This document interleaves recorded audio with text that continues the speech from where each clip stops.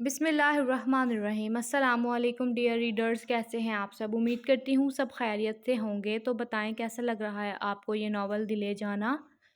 امید کرتی ہوں اچھا لگ رہا ہوگا۔ اگر اچھا نہیں لگ رہا تو پھر بھی ویڈیو کو لائک کریں، چینل کو سبسکرائب کریں۔ مریم بچے، ایان کہاں ہے؟ دیکھا ہی نہیں ہے اسے، اپنے روم میں بھی نہیں ہے۔ دلاور شاہ نے مریم کے پاس آتے پوچھا تھا، بھائی وہ جانا کے ساتھ گیا ہے، آج اسے گھر ملنے جانا تھا نا؟ اب تک تو آتے ہی ہوں گے وہ۔ اوکے، دلاور شاہ نے سنجیدگی سے کہتے اس کا سر تھپکا تھا۔ ایان اور جانا شاہ مینشن میں داخل ہوئے تھے۔ سنو ایان۔ جی آپی۔ وہ فوراً سے پلٹتے فرما برداری سے بولا تھا۔ تو جانا مسکرا دی۔ تم مجھے میرے نام سے نہیں بلا رہے، بلکہ باقاعدہ آپی کہہ رہے ہو۔ خیریت؟ اینی کا اثر ہو گیا ہے کیا؟ وہ نرم لہجے میں پوچھ رہی تھی۔ نہیں، وہ بس آپ کی رسپیکٹ ہی اتنی کرنے لگا ہوں کہ نام سے بلانا مجھے اچھا نہیں لگا۔ آپ کو برا لگا ہے کیا؟ وہ بالوں میں ہاتھ پھیرتے سنجیدگی سے گویا ہوا۔ نہیں، بہت اچھا لگا ہے، یہ صحیح ہے۔ اچھا، میرے گھر پر جو معاملات ہوئے ان کے بارے میں کسی کو نہیں بتانا ہے، پلیز۔ وہ آرام سے بولی تھی۔ مگر کیوں؟ میں تو بہت ایکسائٹڈ تھا بھائی اور مریم کو ساری باتیں بتانے کے لیے۔ آپ بھائی کو بتانے دیں، وہ آپ کی ہیلپ کریں گے نا؟ وہ تو اچھل گیا تھا اس کی بات سن کر۔ جانا نے گہری سانس لی تھی۔ مجھے ہیلپ نہیں چاہیے کوئی بھی۔ تم بتاؤ گے تو مجھے اچھا نہیں لگے گا۔ کیا میں تم پر ٹرسٹ کر سکتی ہوں؟ وہ بات ہی ختم کر گئی تھی اور اس کا چہرہ اترا تھا۔ اوکے، نہیں بتاؤں گا، وہ مدھم مسکراتے ہوئے بولا تھا۔ شکریہ، تم بہت اچھے بھائی ہو میرے۔ وہ اسے بچوں کی طرح پچکارتے اس کے بال بکھیر گئی تھی اور وہ بھی ہنستے اس کے پیچھے ہو لیا تھا۔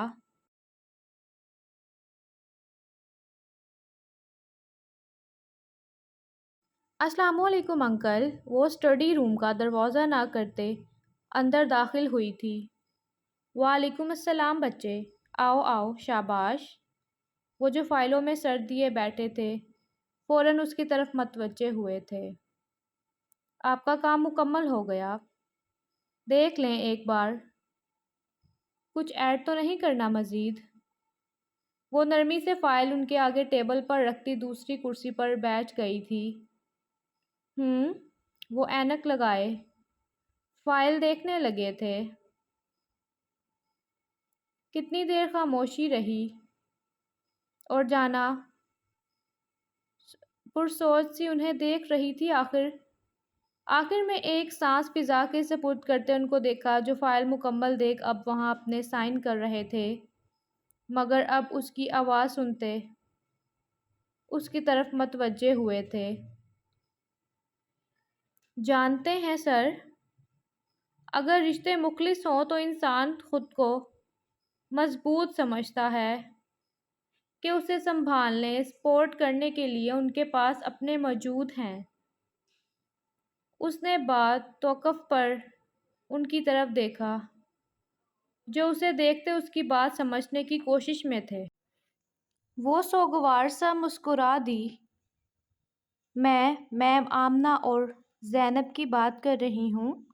وہ بہت لکی ہیں، ان کے پاس خیال رکھنے کے لیے فیملی ہے جس نے انہیں خود غرض ہو کر تنہا نہیں چھوڑا۔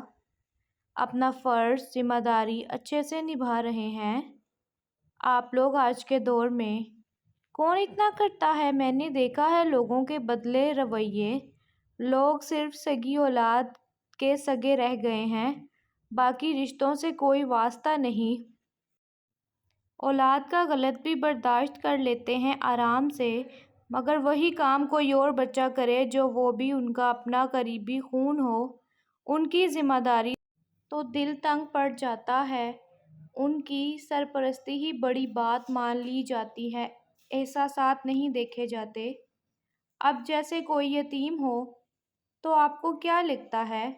صرف اس کے اخراجات اٹھانا، اس کی سر پر ہاتھ رکھنا کافی ہو جاتا ہوگا۔ مطلب کیا یہ احساس نہیں ہونا چاہیے کہ وہ بچہ اپنی محرومی کی وجہ سے زیادہ حساس ہوگا؟ اسے مالی تعاون کے ساتھ محبت، اعتماد اور شفقت بھی تو چاہیے ہوتی ہوگی نا؟ وہ خواہشات جو وہ لاڈ سے اپنے والدین سے منوا سکتا تھا، مگر اب تو شاید صرف احساس محرومی ہی باقی رہ جاتا ہوگا۔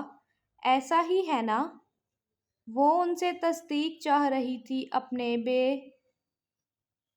سروپا بات کی، اور وہ سنجیدگی سے اسے دیکھ رہے تھے۔ کیا کچھ ہوا ہے؟ وہ اب واضح پوچھنا چاہ رہے تھے۔ نہیں، بس ایسے ہی۔ سوری، مجھے آج کل ہر جگہ یہی سب دیکھنے کو مل رہا ہے، پھر میں خود کو بھی تو ریلیٹ کرنے لگتی ہوں نا بعض دفعہ۔ وہ سوگوار سا ہنستے ہوئے بولی تھی۔ اس لیے ایسے بول رہی ہوں۔ وہ دراصل میں نے آج محسوس کیا ہے کہ پیسے کبھی بھی جانے والوں کی کمی پوری نہیں کر سکتے۔ بھلا جانے والوں کے ایمان بھرے محفوظ احساس کا کچھ متبادل ہو بھی کیا سکتا ہے؟ جانتے ہیں، میرے پاس دادی ہیں، چچا ہیں، ان کے رشتے ہیں اپنے گھر میں، تقریباً 70% کی حقدار ہوں۔ بابا نے کافی مہنگی زمین بھی میرے نام رکھی ہے، مگر ان سب کا کوئی فائدہ نہیں مجھے۔ بس ان کی دی ہمت، خود اعتمادی، ان کی تربیت، ان کی یادیں ہیں جن کا حوصلہ مجھے مضبوط کیے ہوئے ہے، اور میں کبھی کمزور نہیں ہو سکتی۔ وہ نم آنکھوں سے مسکرائی تھی۔ بس ان چیزوں کے لیے میں بابا کا شکریہ کرتی ہوں۔ پھر سوچا، جو والدین اپنے بچوں کو یہ خود اعتمادی نہیں دے پاتے، ان کا کیا ہوتا ہوگا؟ کیا میں آپ کو پریشان کر رہی ہوں؟ وہ بے ساختہ پوچھ بیٹھی تھی، کیونکہ کبھی اپنے حوالے سے ایسی گفتگو جو نہ کی تھی، اور شاید وہ کبھی نہ کرتی اگر جو بات اس نوعیت کی نہ ہوتی۔ نہیں، بلکہ مجھے اچھا لگا آپ کو سن کر۔ بچے، یقین کریں، آپ کی باتیں سن کر مجھے آپ میرے اندازے سے زیادہ سمجھدار اور بہادر لگی ہیں۔ وہ شفقت سے مسکرا دیے تھے۔ شکریہ، اوکے، میں چلتی ہوں۔ وہ اٹھ کھڑی ہوئی تھی۔ بچے، آئندہ اگر آپ کو کوئی بات پریشان کرے تو واضح کہہ دیجیے گا۔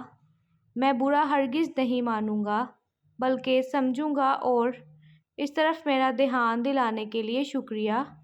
وہ شفیق سا بولے تو وہ مسکراتے سر ہلاتے چلی گئی تھی، اور وہ کرسی کی پشت سے سر ٹکائے سوچوں کی گرداب میں چلے گئے تھے، مگر سامنے بیٹے کو دیکھتے فوراً مسکراتے سیدھے ہوئے۔ السلام علیکم بابا۔ وعلیکم السلام میرے بچے۔ خیریت تھی؟ جی خیریت تھی۔ جانا کس حوالے سے بات کر رہی تھی؟ کیا انہیں کوئی مسئلہ ہے؟ دلاور شاہ نے آتے ہوئے اس کی کچھ باتیں سنی تھی تو سوچتا ادھر آیا تھا۔ نہیں، وہ بہت ہمت والی بچی ہے، اپنے مسئلے حل کرنا خوب جانتی ہے۔ مشکل ہی ہے کہ وہ کبھی ہمیں اس کے لیے کچھ کرنے کا موقع بھی دے۔ بس وہ بغیر شرمندہ کیے ہمیں ہمارے ایک فیصلے پر دوبارہ نظر ثانی کرنے کے لیے منانا چاہ رہی تھی۔ وہ سنجیدگی سے بولے تھے۔ کس فیصلے پر بابا؟ دلاور شاہ متجسس ہوا، کیونکہ وہ ان کے گھریلو معاملات میں مداخلت نہیں کرتی تھی۔ تو پھر ایسا کیا تھا؟ زینب کے معاملے پر؟ وہ بولے تو دلاور شاہ چونکے سر ہلاتے وہاں سے اٹھ گئے تھے۔ سر وہ کچھ اور ہی کہہ رہا ہے، ہم نے خوب اس کی درگت بنائی ہے، پر وہ ماننے کو تیار ہی نہیں کہ وہ لوگ جان بوجھ کر زمین آپ کے نام نہیں کر رہے تھے۔ اچھا تو پھر کیا کہتا ہے؟ بیزاریت سے استفسار کیا گیا۔ وہ جو پول میں بیٹھا گرم پانی سے آنکھیں بند کیے، خود کو پرسکون کیے پول کے ایک طرف ٹیک لگائے تھا، اب ماتھے پر بل تھے۔ سر وہ کہہ رہا ہے کہ اس لڑکی نے آپ کو بے وقوف بنایا ہے، اس کی کوئی شادی نہیں ہو رہی اس سے، بلکہ اس نے اس سے بھی بدلہ لیا ہے کیونکہ ان کی نہیں بنتی آپس میں۔ اس ملازم کا کہنا تھا کہ اس نے فوراً اپنی آنکھیں کھولی تھیں، چہرے پر غضب غصے کے تاثرات امڑ آئے تھے۔ اور کیا کہا اس نے؟ آواز مزید سرد اور بھاری تھی۔ پیچھے کھڑے شخص نے اپنا خشک گلا تر کیا تھا۔ سر وہ کہہ رہا ہے کہ جب تک اس لڑکی کی شادی نہیں ہوگی وہ زمین کسی کو نہیں بیچ سکتی۔ اس کے باپ کی وصیت تھی، اس نے اور گھر والوں نے بہت بار اس سے شادی کی بات کی، مگر وہ خود سر لڑکی نہیں مانتی، اسے شادی ہی نہیں کرنی۔ اس نے سبھی گھر والوں کا جینا عذاب کیا ہوا ہے۔ اور ابھی وہ مزید کہتا کہ اٹھ کھڑا ہوا۔ فل باتھ روب پہنے اس کے قدم اسی طرف تھے جہاں ناصر کی خاطر تواضع ہو رہی تھی۔ دروازہ کھولا گیا اور وہ اس کے سامنے جا رکا۔ جو زخموں سے چور بے ہوش تھا، اس کے منہ پر پانی کا گلاس ڈالتے اسے ہوش میں لایا گیا تھا۔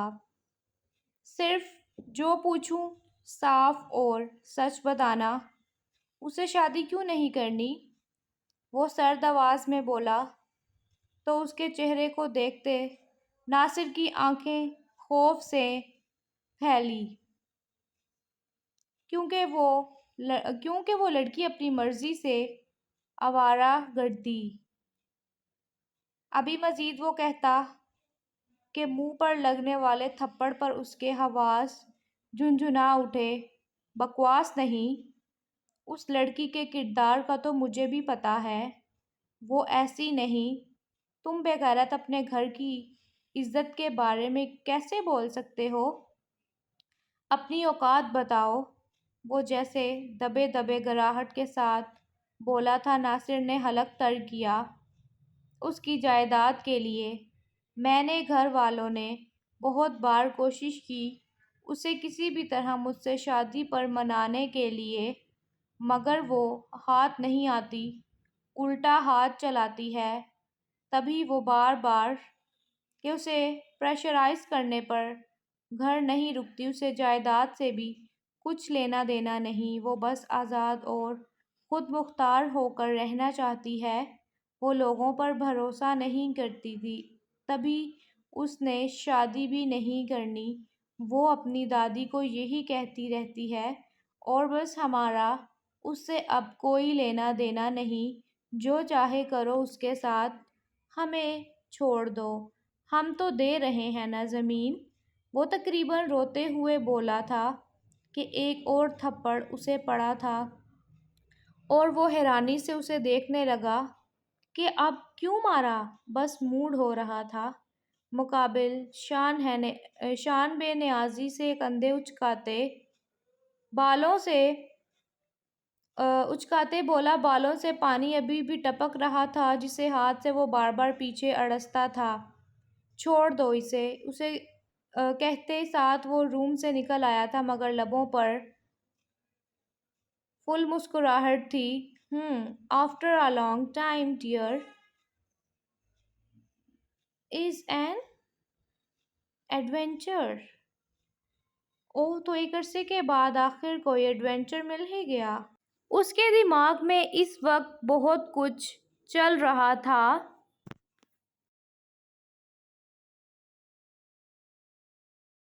وہ رات میں ٹیرس پہ رکھے جھولے پر بیٹھی اس وقت آسمان کو تکے جا رہی تھی۔ یہ اس کا پسندیدہ مشغلہ تھا، خود کے ساتھ تنہائی میں وقت گزارنا۔ جب آہٹ پر چونک کر سیدھی ہوئی۔ دلاور شاہ ہاتھوں میں کافی کے مگ لیے اس کی طرف آیا، ایک مگ اس کے ساتھ رکھا اور دوسرا ہاتھ میں لیے چولہے کے ساتھ رکھی کرسی کو دوسرے ہاتھ سے اٹھا کر اسے قدرے فاصلے پر رکھتے وہیں بیٹھ گیا۔ نظر اس کی بھی آسمان کی طرف تھی، تھوڑا سا شور، خاموش پرسکون فضا میں ہوا، اور پھر اسی خاموشی نے ڈیرا جما لیا۔ جانا اس کے آنے کا مقصد سمجھنا چاہ رہی تھی، جس کا اس سے زیادہ انتظار نہیں کرنا پڑا۔ زینب کے حوالے سے کوئی مسئلہ ہے کیا؟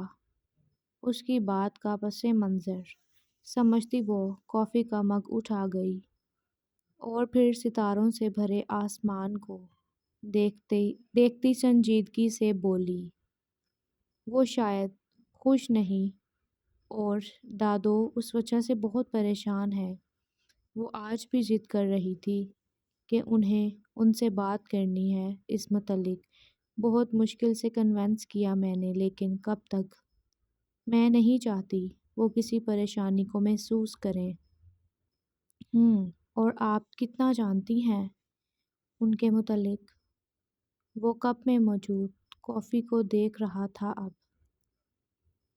بس اتنا کہ وہ جسے پسند کرتی تھیں اس سے ان کی شادی نہیں ہو رہی، اور اس کی بات پر چونکتے دلاور شاہ نے نظریں اٹھا کر سامنے رکھے پھولوں کے گملے کو دیکھا تھا۔ اور یہ، وہ مزید کہتا کہ وہ بات کاٹ گئی۔ اب یہ مت پوچھیے گا کہ مجھے کیسے پتہ چلا۔ گھر والوں نے نہیں بتایا، اور جیسے پتہ چلا وہ میں نہیں بتا سکتی۔ اس کے جھنجھلا کر کہنے پر دلاور شاہ ہلکا سا مسکرا دیا تھا، مگر فوراً سنجیدہ ہوا۔ ہم نے بات کی تھی اس لڑکے کے گھر والوں سے۔ سیاسی لوگوں سے اختلاف کے باوجود بھی بابا راضی تھے، مگر آگے سے ان کا رسپانس بہت برا تھا۔ بتائیں، جو لوگ زینب کے گھر والوں کو رسپیکٹ نہیں دے سکتے، وہ اسے کیا دیتے؟ ان کی باتوں میں کہیں نہیں لگا کہ وہ رشتہ لینے آئے تھے، بلکہ واضح لگا تھا کہ وہ انکاری ہیں، بس ہمیں بدظن کرنا چاہتے ہیں، تو ہم زبردستی تو رشتہ کرنے سے رہے۔ اس کے بعد پھپھو نے خود شرمندگی سے زینب کو کمرے تک محدود رہنے کا کہہ دیا، اور خود بھی ہو گئی۔ ان لوگوں کا رویہ انہیں تکلیف دے گیا۔ تبھی زینب کے لیے اچھا رشتہ آ گیا تو انہوں نے ہاں کر دی۔ میں نے سمجھانے کی کوشش کی، مگر وہ اپنی بیٹی پر زیادہ حق رکھتی ہیں۔ ہم مزید کچھ نہ کر سکے، تو وہ وضاحت دینے آیا تھا۔ اس نے ہر بات نہ بتائی، مگر جانا سمجھ گئی تھی سارا معاملہ۔ ان کی طرف سے کون کون تھا؟ وہ نہ چاہتے بھی جھولے کی رسیوں کو دیکھتی پوچھ بیٹھی۔ والدین اور ایک لڑکی تھی، شاید بہن ہو۔ انہوں نے واضح اپنا تعارف کروانا بھی ضروری نہیں سمجھا تھا۔ وہ تنزیہ بولا تھا۔ اوکے، شب بخیر، وہ کہتی اٹھ کر جانے لگی، جب دلاور شاہ نے بے ساختہ اسے دیکھتے روکا تھا، جو سر پر دوپٹہ درست کرتی جا رہی تھی۔ جانا، کچھ دیر مزید بیٹھ سکتی ہیں؟ کچھ کام کی بات تھی، اور وہ سنجیدگی سے پلٹی تھی۔ مسٹر شاہ، کیا صبح بات نہیں کر سکتے؟ ابھی کافی دیر ہو گئی ہے، تو یہاں رکنا مناسب نہیں۔ وہ رسان سا بولی تو وہ چپ ہوا تھا۔ ہاں، وہ کیوں بھول جاتا تھا یہ اس گھر کا ہے۔ ہاں، وہ کیوں بھول جاتا تھا یہ اس کا گھر ہے، اس لڑکی کا نہیں۔ اسے ہر قدم پھونک پھونک کر رکھنا پڑتا ہے۔ سوری، ٹھیک کہہ رہی ہیں آپ۔ اوکے، صبح بات کرتے ہیں، شب بخیر۔ اور وہ سر اس بات میں ہلا کر چلی گئی تھی۔ پیچھے وہ بھی اٹھ کر اپنے کمرے کی طرف بڑھ گیا تھا۔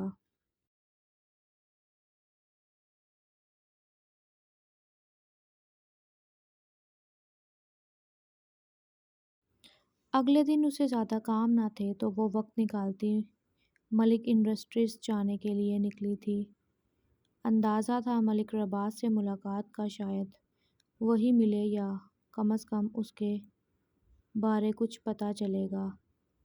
وہ جلدی تیار ہوتا اپنے آفس کے لیے نکلنے لگا تھا جب کسی نے اس کا راستہ روکا اور وہ مصنوعی غصے سے مقابل کو گھورنے لگا۔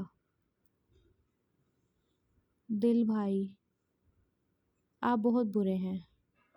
سامنے موجود لڑکی جو اس کی سوتیلی بہن تھی، اس کی ماں سے نفرت کے باوجود وہ اس سے نفرت نہیں کر سکتا تھا۔ وہ اس کے لیے شفیق بھائی ہی تھا۔ نئی بات تو نہیں، میں جانتا ہوں میں بہت برا ہوں، لاپرواہ انداز میں کہا گیا۔ بھائی پلیز نہ، ایسا نہیں کرے میرے ساتھ۔ وہ روحان سی ہوئی۔ کیا ہوا ہے یار؟ بات بات پر تمہاری آنکھوں کی ٹینکی لیک ہو جاتی ہے۔ دوبارہ وہی بات نہ کرنا جس کا جواب میں دے چکا ہوں۔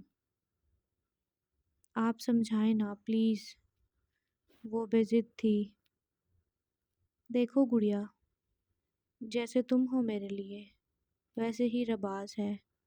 میں زیادتی نہیں کر سکتا دونوں کے ساتھ زبردستی کر کے، اور تم بھی جانتی ہو تم صرف اپنی ماما کی باتوں میں آ کر یہ اب کہہ رہی ہو۔ جانتا ہوں تمہیں اس سے کوئی انسیت نہیں، مگر رباز محبت کرتا ہے، وہ میرے کہنے پر مان بھی جائے گا، مگر نہ خود خوش رہے گا نہ تمہیں رکھ پائے گا، سمجھو۔ وہ اسے ساتھ لگائے سمجھا رہا تھا۔ مگر اگر ایسا ہو گیا تو میں ہمیشہ آپ لوگوں کے پاس رہوں گی نا۔ آپ جانتے ہیں مجھے گھر سے دور دوسرے لوگوں سے کتنا ڈر لگتا ہے، اسپیشلی ماما کی فیملی۔ میری رباز سے شادی نہ ہوئی تو وہ اپنے بھانجے سے کر دیں گی، اور مجھے ان سے بہت ڈر لگتا ہے۔ وہ بلیک پھولا ہوا فراک پہنے سرخ و سفید لڑکی جو 20 سال کی تھی اس وقت اس سے بھی کم عمر کی لگ رہی تھی، اپنے چہرے پر چھائے ڈر اور معصومیت کی وجہ سے۔ جب تک میں ہوں تمہیں کسی سے ڈرنے کی ضرورت نہیں، ٹرسٹ می۔ آپ کی ماما اور بابا سے ڈرنے کی بھی نہیں۔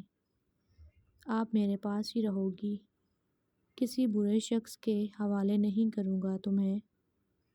میں تانیہ آئندہ تمہیں کسی سے ڈرتا نہ دیکھوں۔ اس نے کہا تھا اور وہ سر ہلا گئی۔